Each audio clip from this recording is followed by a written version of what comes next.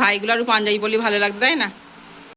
ততদিন যতদিন ভাই আমার ততদিন। এবার মিষ্টি খাবো।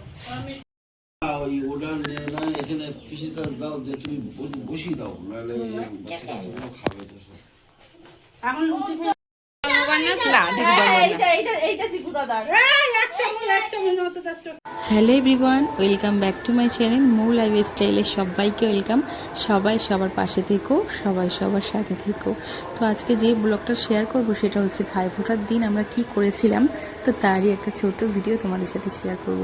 তো যেহেতু বৃহস্পতিবার ছিল তাই আমি সকাল সকাল কিন্তু স্নান সেরে আগে আমার ঠাকুরকে পুজো দিয়ে নিয়েছি। দেখো এখানে সমস্ত ঠাকুরকে পুজো দিয়ে গুছিয়ে নিয়েছি। তারপর কিন্তু চলে গেছিলাম জিকুবাবুর ভাইফোঁটা দেবে, মানে আমার জিকুবাবুর আর কি জেঠুর মেয়েরা ভাইফোঁটা দেবে, সেও তাদের ঘরেই চলে গেছিলাম। তো আমাদের ভাইফোঁটাটা একটু পরে হবে আর ওদের ভাইফোঁটাটা আগে হবে, যেহেতু বাচ্চা না খেয়ে আছে ওই জন্য। তো দেখো এখানে কিন্তু দুই ভাই দুই বোন বসে পড়েছে, এখনও দিদি ভাই আসবে, সৃজা আসবে। তো তিন বোন মিলে মানে দাদা এবং ভাইকে ফোঁটা দেবে। আর মাম্মাম তো যেহেতু 5 বছর পূর্ণ হয় না, ওই জন্য মাম্মাম বসে আছে। মাম্মাম ওদেরকে ফোঁটা দেবে না, জাস্ট ওদের সাথে থাকবে। আর এই যে দিদিভাই বসে পড়েছে, সব থেকে আমাদের বাড়ির বড় মেয়ে, আর পাশে সৃজা বসে পড়েছে আর সুন্দরী।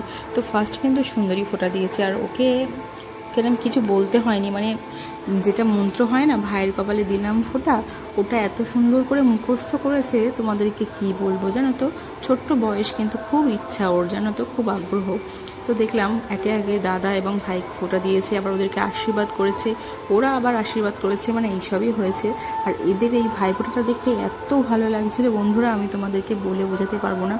খুব সুন্দর লাগছিল এদের ভাইফোঁটা দেখতে, একদম নিষ্পাপ, যেহেতু বাচ্চারা ফুলের মতো নিষ্পাপ, তো ওদের মানে ওদের ভাইফোঁটাটা সত্যি খুব ভালো লাগছিল। তো মন্ত্রগুলো সুন্দর করে বলছিল, আবার আশীর্বাদও করছিল দেখো। তারপর একে একে সব মিষ্টি দিয়েছিল, আবার বনুকেও ফোঁটা দিয়েছিল, মানে সুন্দরী আমার মেয়েকে ফোঁটা দিয়েছে। আবার ওই দেখো আবার রিতান দাদা আশীর্বাদ করছে। তো দাদা এবং ভাইফোঁটা তো দিচ্ছে, তার মাঝে মাঝে দেখছে কখন আর কি জেম্মা যে খাবারগুলো সাজিয়ে দিয়েছে সেইগুলো কখন খাবে, সেই দিকেই আর কি ওদের লক্ষ্য। তো যাই হোক, এবার দিচ্ছে সৃজা। তো সৃজা প্রথমে জিকুবাবুকে দিলে, তারপর আর কি রিতানবাবুকে দিচ্ছে, লাস্টে আর কি দিদিভাই দেবে। দিদিভাই তো বড়, ওই জন্য সবাইকে বলে বলে দিচ্ছে। আর সৃজার কিন্তু মনে মন্ত্রটা মুখস্থ ছিল না, ওই জন্য দিদিভাই বলে দিচ্ছে আর ও আর কি দিচ্ছে। তো যাই হোক, বাচ্চাদের এই সুন্দর সুন্দর মুহূর্তগুলো খুব ভালো লাগলো, ওই জন্য ভাবলাম একটা ছোটো ভিডিও রেখেই দিলাম, ওরা বড় হলে দেখতে পাবে। আর আমার ইউটিউবের যেসব বন্ধুরা আছে তাদেরকেও সবাইকে, মানে তারাও সবাই দেখতে পাবে।